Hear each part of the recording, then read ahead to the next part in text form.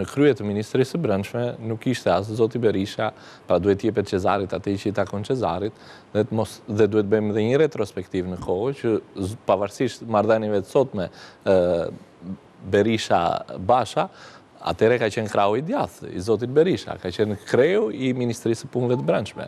Dhe ligji të ngarkon jo vetëm kur kryen veprime të kundraligjshme, por edhe kur nuk i kryen ato. Pra shpërdorimi i detyrës është i lidhur drejt për së drejti me kryerjen ose mos kryerjen e veprimeve të cilat ke pasur për detyrë që të i kryesh.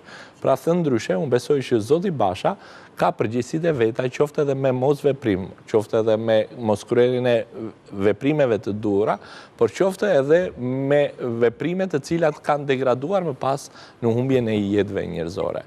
Për ta shtyrë debatin pak më tej, unë besoj që prokuroria e posaçme në rastin e zotit Basha është thjesht në hapat e parë fillestar procedurale dhe ka thirrur si person i që ka dieni, dhe kjo është rëndom për të fituar edhe afatet procedurale, dhe më pas i regjistrohet emri në regjistrin e veprave penale dhe përbrit tij edhe vepra për cilën ai dyshohet.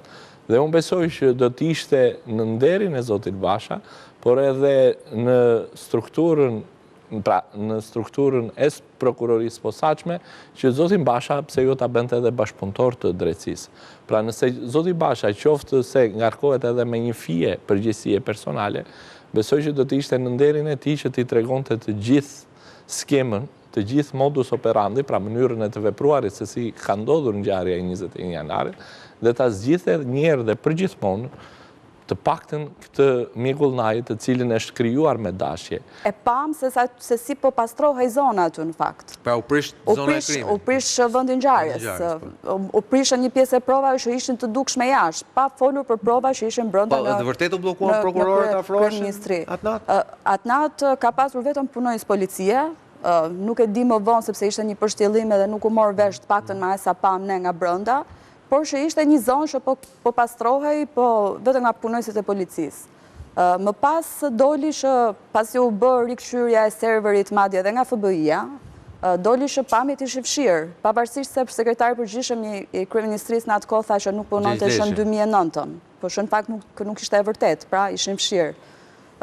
Dhe shumë prova tjera, dhe fshirën e provave, fshirën e serverit e thotë edhe vendimi i gjykatës, që thot prokuroria, organi i akuzës në Shqipëri nuk ka verifikuar siç duhet çështjen e serverit, të provave, çështjen e fshirjes dhe pastrimit të vendit të ngjarjes, nëse janë marrë siç duhet provat në vendin e ngjarjes, nuk janë fiksuar siç duhet shenjat e plumbave që janë në kanxhellat e kryeministrisë që janë në lartësinë e trupit të njeriut, pra që nuk është qelluar në ajër siç pretendohej, por janë qelluar drejt turmës dhe nuk është analizuar siç duhet faza paraprake e përgatitjes, pra në raste dhune ose në raste se protesta do të përshkallëzonte, që të përdoreshin armë jo vdekjeprurse, pra mund të përdoren një lloj arme tjetër dhe jo plumba plastik. Jo ajo që ndodhi. Në shtonat e parë ne menduam që ishin shtonë plumba plastik. Plumba manovër gjithashtu menduan dhe pastaj kur filluan njerëzit që vini njoftimet nga spitali ushtarak për numrin e viktimave. Po unë kam qenë dëshmitar që rrëzoheshin njerëzit dhe nuk e dinin çfarë po ndodhi, nëse ju bie të fikët apo u vranë. Se ka pasur rreth 30 tjerë të plagosur që njëri prej tyre me plumë në fyt i cili nuk e di si ka shpëtuar, domethënë anë të ka ruajtur zotit. Po, kanë qenë disa, bashkë me Fatosin kanë qenë edhe persona tjerë të plagosur.